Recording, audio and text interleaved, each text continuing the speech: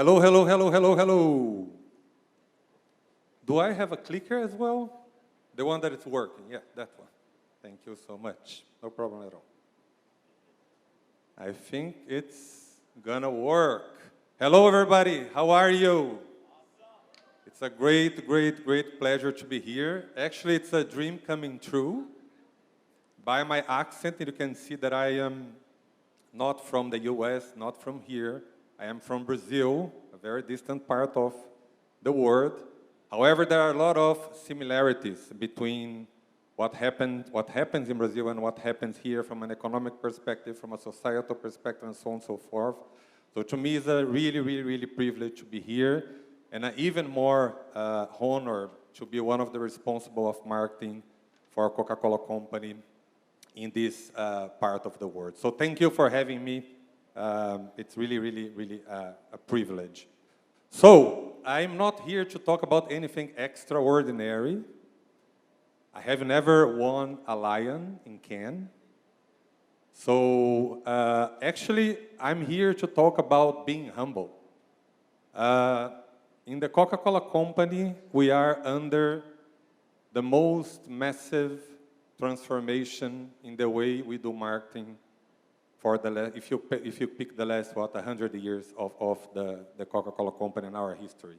Everybody knows Coca-Cola because of the amazing brands, the way we do marketing, the way we do innovation, and so on and so forth. However, we look ourselves at the mirror, we look with what the competition is doing, the industry is doing, and we realize that we are not that good, or we were not doing the type of work that our consumers deserved. Actually, we were talking now recently about results, and that's a never-ending conversation because you can always get great results also without creativity, right? I mean, if you do a great job in increasing your prices, especially in inflationary context, you can get better packages for your consumer, you can launch innovation more and more and more, and you're going to get results as well. So the thing that we knew in Coca-Cola is that we were, yes, having amazing results as an organization. However, our marketing was not at the level that we could generate. So it has been an exercising of being humble, of being vulnerable, of looking ourselves in the mirror, completely unlearn the things that we learned, and try to do better. So I'm just here to tell you a little bit about this journey.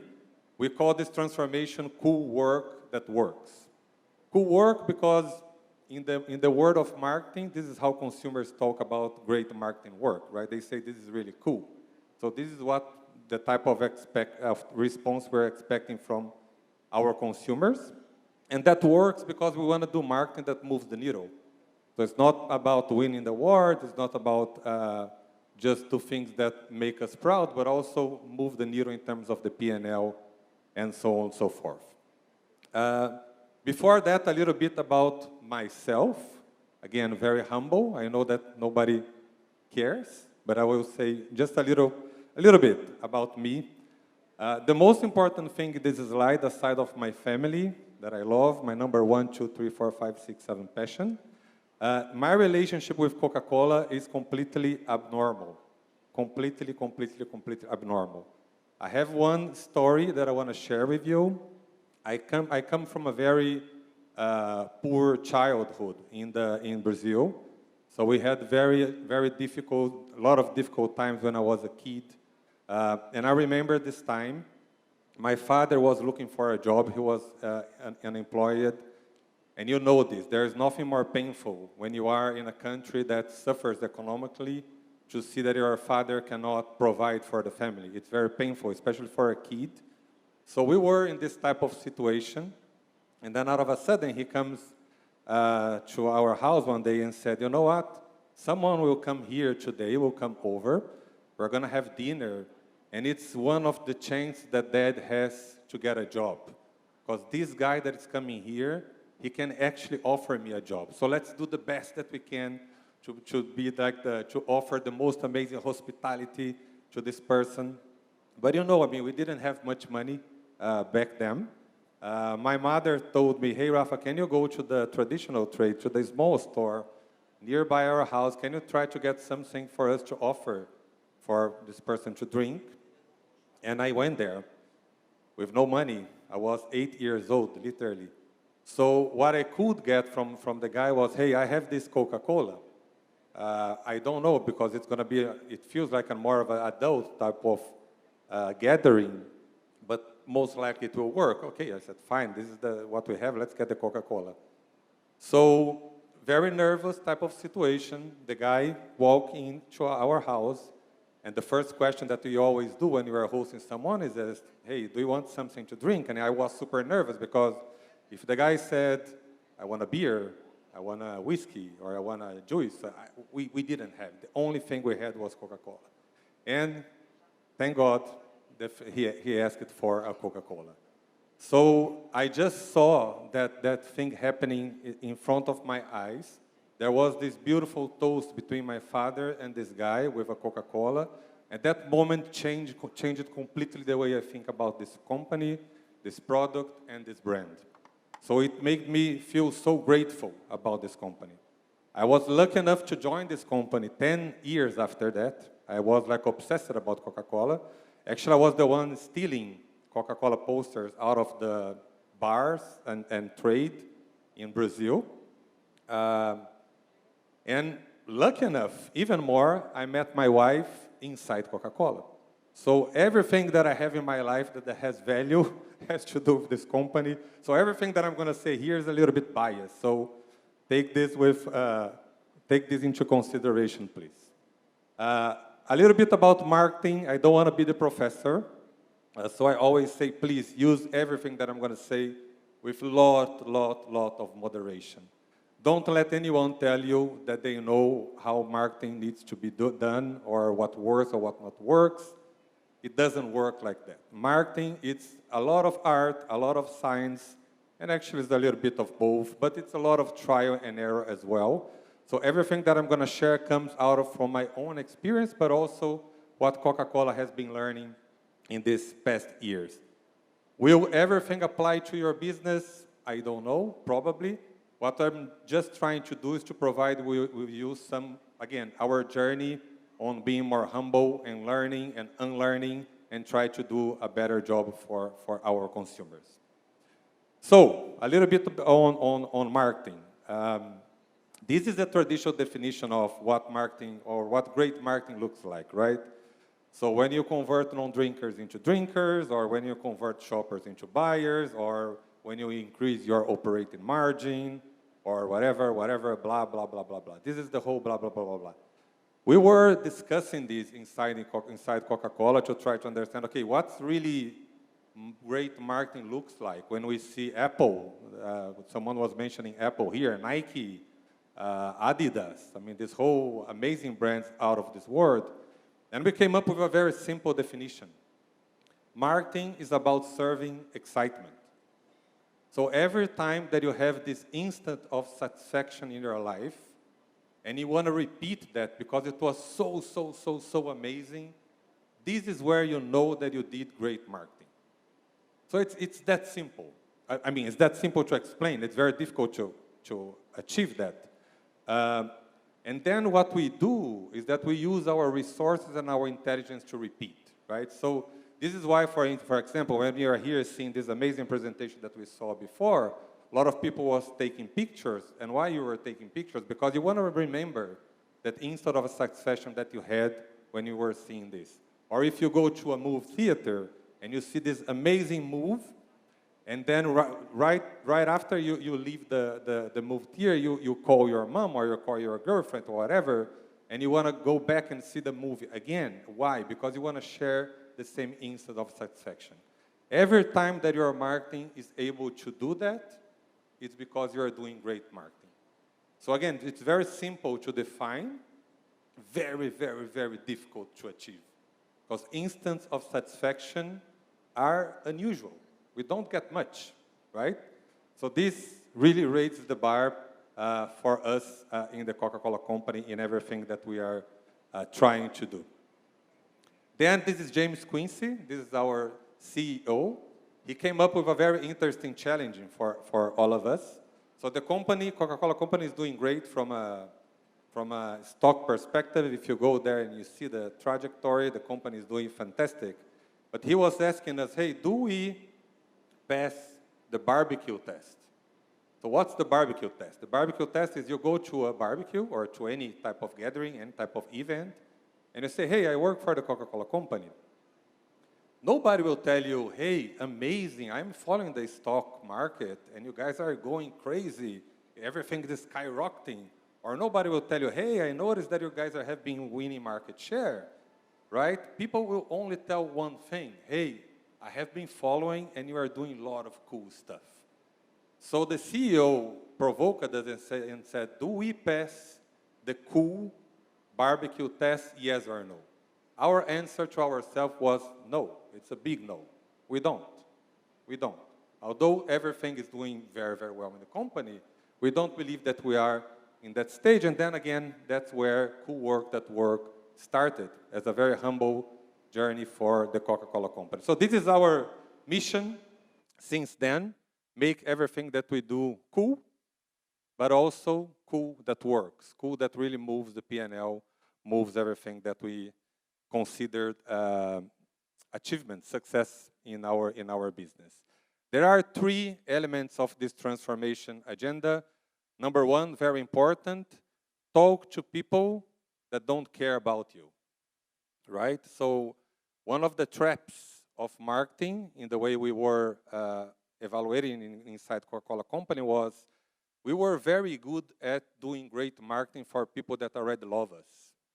So everybody was a big fan of Coca-Cola, and they were becoming even more fan of Coca-Cola. But we were not doing a great job in recruiting new people to our brands and to our franchises. So do great marketing, create instant of satisfaction for people that kind of don't care about you. It's very, very complicated. So that was the first part of the pillar. The second part of the pillar is to interact with this population, this cohort of opportunity. Again, because they don't care much about you, very, very difficult to create a conversation with them, right? So this is how we were trying to raise our bar. And last but not least, go really deep and try to make work that is relevant from a global perspective, but also from a local perspective. We want to make sure that we do work that can navigate, that can travel all around the world, but at the same time can be very relevant here in Karachi as well. So very difficult type of, so 3 pillars that are very difficult to achieve, but we have been trying. And I just want to show you things that we are learning. We are not there yet, by no means. It's a long trajectory that we are following, but we are going to get there eventually, hopefully. On the first one, on talking to non-drinkers, this is a very common misunderstanding because people say the simplest job in the world is to sell Coca-Cola, right? Because everybody drinks Coca-Cola. That's actually a big, big mistake. If you see there are 8 billion people in the world, only 500 million people drinks Coca-Cola every single week. So it's not much. I mean, the opportunity is really, really, really out of this world. And again, we need to make marketing that it's relevant, create instant of satisfaction for the vast, vast, vast majority of the population in the world. So huge opportunity in front of us. What we have decided is we cannot start talking to people that actually hate us, or even with people that think are neutral to the way they relate to our brands. Let's start with someone that we call intenders. Who are the intenders? Intenders are people that are not drinking us. They are not drinking any of our products, at least not in a recurrent way, but they don't have any problem. So if you ask them about brand Coca-Cola, they're going to say, yeah, it's a nice brand, I like it, I have heard about it. Or if you ask about Fanta, same thing, Sprite, Schweppes, any one of our brands. So we decided to really focus on this type of cohort. It's a huge cohort. Actually, the intenders are twice as big as the number of current consumers that we have. So it's a 1 billion people opportunity for us. The way to do that, and I think we have been talking a lot here about MarTech, technology, analytics, and so on and so forth, is really to understand who they are and where they are. And what are these things that if you do well, it triggers consumption. It triggers someone that is an intender to become a consistent drinker of one of our brands. So a lot of analytics behind everything that we're doing right now. We're really in the stage of learning MarTech. We're really in the stage of learning data and analytics. So if we have experts here, please come to me. I would love to help to learn from you more and more and more. Again, we are just beginning this journey as we go. So one of the things that we learn is that when you find through analytics, what is this one benefit that can really move someone from being an intender to a drinker? What you need to do is to really dramatize this to this person. Because if you keep doing the thing that you were doing before, nothing's going to change, because this person was already impacted by your former work. So you need to take to the next level. So this is just one example. So let's say that what really moves someone from intender to weekly plus is the refreshment of Coca-Cola. It's a clear benefit. It's something that makes you feel uplifting. It's super refreshing. So instead of coming with a new ad, what if, again, thinking 10x, thinking exponentially, what if we completely reinvent the way we sell Coca-Cola, the way we experience Coca-Cola, the way we innovate with Coca-Cola? And then we come up with those crazy ideas that you are seeing here in the slide. So this is the type of thinking that being humble is really unlock us ourselves inside the Coca-Cola company. So hopefully one day we're going to be able to go out here and shop a Coke Float, a Coke Nitro, a Coke that is completely different. But again, everything is about refreshment, which is one of the core values of the brand and one of the things that can move someone from intenders to weekly plus. Second thing is on interaction. Interaction, when it comes to talk to people that don't like you that much, it's about showing them what's the best future version of yourself. Show them something that surprised them instead of the same thing, the same old, same old, same old. One of the things that we are doing differently is to digitize pretty much everything that we have. Coca-Cola has today one of the most largest physical footprint in the world. So if we were to digitize all of our packages, we would become one of the biggest, largest media company in the world. So you're going to see more and more Coca-Cola with QR codes, with PIN codes, where you can unlock experiences out of this product. But more than that, we're trying to reinvent everything that we have as a physical asset. So think about our vending machines, think about our trucks, and I have some examples to show to you on things that we are already doing. If this works. So this one is how we are reinventing our trucks.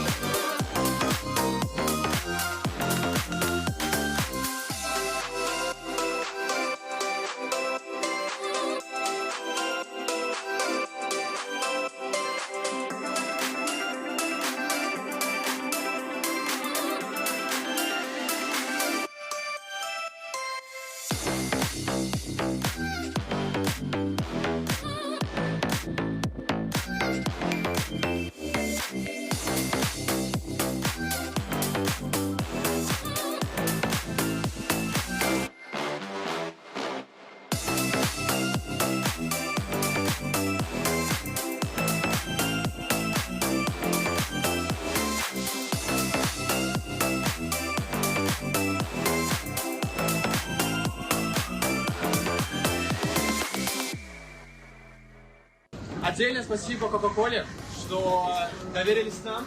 Это реально нам приятно, что мы работаем с Coca-Cola. Это наша детская мечта, и эта детская мечта сбылась.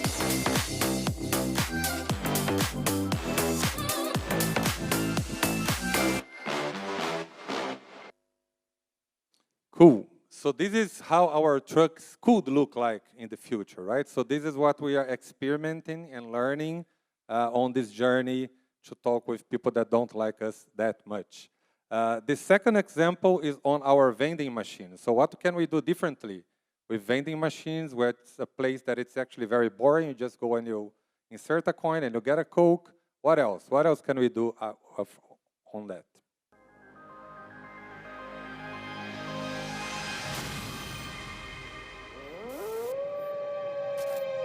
You want to know how a Coke vending machine got people to do this?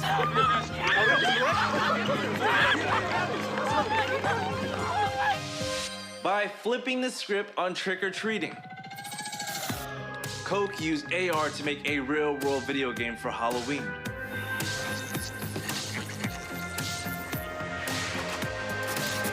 Let's go trick-or-treating.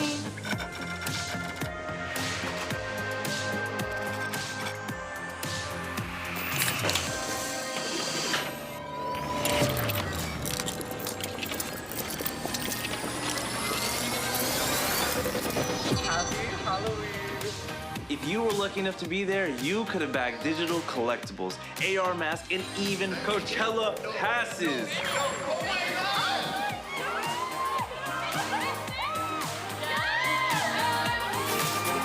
Here it is, QR codes and all.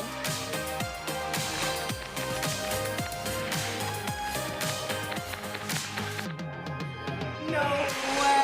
Oh my god, oh my god, oh my god! No!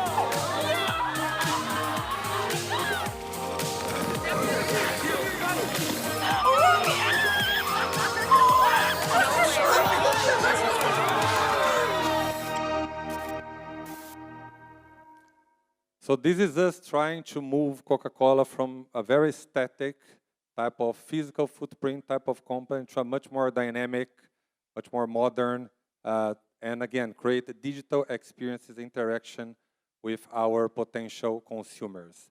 Last but not least, this whole debate on being global or being local, this is a never-ending conversation inside the Coca-Cola company, and I know that if you guys work for global brands, it's the same thing.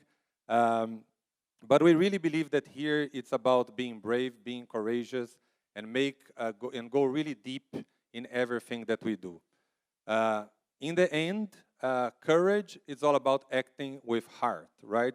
One of the exercises that we did in this marketing transformation journey, in this exercise of looking ourselves in the mirror, was go back to the archives of the company and understand, okay, what are the things that we did in the past that really moved the needle? And if you see, there is a lot of first times of Coca-Cola, right? Coca-Cola was the first brand in the world that put women with clothes for swimming pools. The first brand in the world that put together people from different races in advertising. Is the first brand that creates that tackles a lot of very, very important tensions in the U.S. and outside of the world. So we were really discussing on how can we do more of that in a world like ours nowadays, that we have a lot of polarization, a lot of tensions going on. So we need to be brave again. We need to be courageous again and bring this DNA back to the Coca-Cola company. Here in Pakistan, we have an amazing example of that. We have Coke Studio. I'm sure that most of you, if not everybody, knows, and it's already probably a big fan of it. And Coke Studio, the whole history behind, has to do with this cultural tension of really bringing Pakistan together after many tensions that was happening in the past. And we believe that it's still happening probably in a different scale nowadays. So we want to do more of that. Just a couple of examples of the current manifestation of Coke Studio. We are also using artificial intelligence to better communicate what we want to communicate with Coke Studio. So just a little bit of the things that we are doing for this next this current Coke Studio season that we are about to launch here in Pakistan. And very, very important, when you are courageous, you cannot just embrace progressiveness. What we are learning in Coca-Cola is that most people, especially young people, they do want to go and embrace progressiveness, but they don't want to let it go the past. People have a lot of respect with the traditions, with the rituals, everything that is happening in their lives. So it's not about abandon things, but it's all about being a bridge, right? So how can our brands better help you to live the things that you believe, the values that you have, the rituals that you have with your family, but probably in a more modern way, so you can escape and you can feel that you are making progress in your life. So this is an example of the Chinese Lunar New Year, so a completely different modern approach. And we're going to do similar things with different moments, festivities, moving forward with Coca-Cola. So again, very courageous work that we want to bring back to our repertoire. This is the work that we are cooking. If you know Turkey, this is the bridge, right? That bridges the European side with the Asian side. There is this tension on which side is the best one for you to live or for you to be when you are in Turkey. And what's happening in Turkey right now is that they have a very, very, very tough year, right? People were apart for many different reasons, and we want to really invite people to come back together. Because we know that when Turkish people, they are together, they are stronger than ever. So we are going to do something like this, like a drone show, to show that we can toast, right? We can create this bridge, literally, from different parts that apparently are apart, but this is only an invitation of being, again, courageous and show work that can really make a difference in people's life. About to end. So I told you a little bit about what great marketing looks like. It's not only about that. It's not only about the results. Definitely not. It's not actually not only about being courageous as well. For us, what we have decided as the most important metric in the Coca-Cola company is the high five. So every time that you see someone that works with you in a project and you high five, or you self-five yourself when you are in the mirror in the bathroom, it's because you are doing cool work that works. So now we're not keeping tracking of this behavior because it's very difficult to track this type of thing. Hopefully AI one day will help us to do that. But this for us is what excellence looks like. Really being brave, being courageous, making sure that we are creating this instance of satisfactions that people will use their resource to repeat more and more and more. Thank you so much. Hopefully that was a little bit helpful for you. Again, we are in a journey. We are just learning. Everything here is like work in progress, but I thought it was worth sharing our trajectory so far. Thank you so much.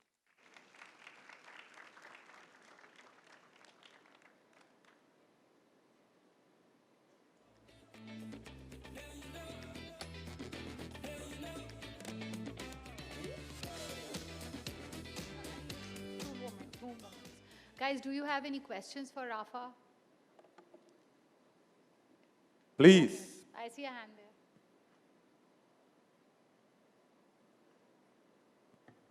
Yeah, hello. My name is Hi. Wes and I'm from J-Dot. It was a nice presentation from your Thank side. you. We really enjoyed. But my question was as far as the Pakistani market is concerned, what as a marketers, what we are analyzing that most of the people are becoming, they are more towards diet conscious and maybe they don't want to prefer Coke as they were previously. So what is the strategy? What could be the best strategy? What Coke can adopt to, to cope up this situation? Because I just want to, exemplify myself that I was previously a good fan of the Coke, but right now I just stopped consuming this product. That just because, it could be a social media trend that we do not want to consume that much of the sugar, and it could be for the harmful for the kids. So as Great a marketer, question. what do you think? What you should do? So you are the very representation of what I was trying to say, that we have not been doing great work, so we cannot lose someone like you. We just can't. So this is not good. So I'm so sorry about that. But we're going to get you back. So basically, Coca-Cola now is not only Coca-Cola, right? It's the Coca-Cola company. It's a total beverage company. So we have solutions for all tastes. So if you are not into sugar, you have products with 0 sugar. If you're not into sparkling beverage, we have stills beverage. So what we're trying to do is to apply everything that we learned on building brand in Coca-Cola to all of our brands. So this is what we have been doing so far. However, let me also say this. I really believe that when people start to rationalize the consumption, it's because you are emotionally in fight with the brand. And that shows lacks of connection, right, from you and the brand. So I would say it's a two-lever type of answer to your question. Number one, portfolio. We need much more options. And number two, we need to stay connected with you, with your needs, with your aspirations, your values, and so on and so forth. But thanks for the question. That's a good one.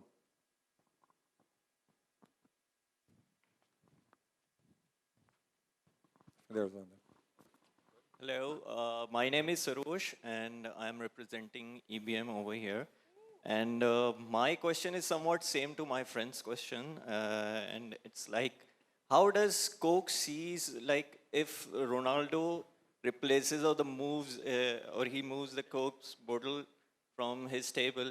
So you have shown all your marketing campaigns over here, and they seems to be somewhat successful campaigns. But how does these moves affect those campaigns? Look, in the way we see Ronaldo, I think he's doing the thing that it's right for him, and we respect a lot, being very honest. Again, I think it's the same answer. We are not just one product. We are not just one brand. We're a lot of different brands that serves to completely different type of tastes and needs and values and so on and so forth. Not only Ronaldo, I mean, we have been seeing a lot of people trying to do things against Coca-Cola product or Coca-Cola brand. I think it's also the price of being a global brand. We are very capillary. We are literally in every corner of the world. But again, to me, this is only increase my responsibility on creating more offers to people, more options to people, but also to create more instances of satisfactions, right? So people can have a good time with the brand. Even if you are not consuming, if you are having a good time, I would feel more proud about my job. So unfortunately, Ronaldo was not a good example. Although when Ronaldo was 17 years old, and no one was talking about Ronaldo, we were the ones sponsoring him and taking him to the different league. No problem at all. I mean, people change. We change it as well. We respect him a lot. So kudos to him on his attitude.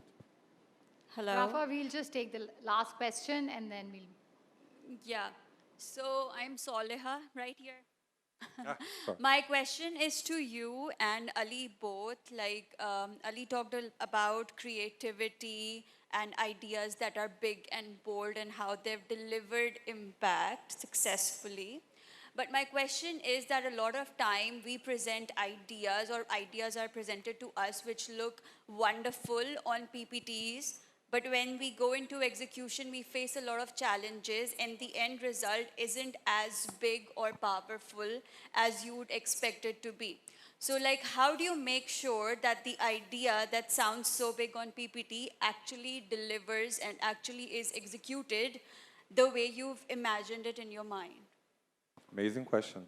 So in Coca-Cola, we decided there is only one metric that matters. Although the high five, except for the high five that I told you, we call it weekly plus. So what is a weekly plus consumer? Weekly plus consumer is someone that drinks one of our brands at least once a week for 52 consecutive weeks, so throughout 1 year.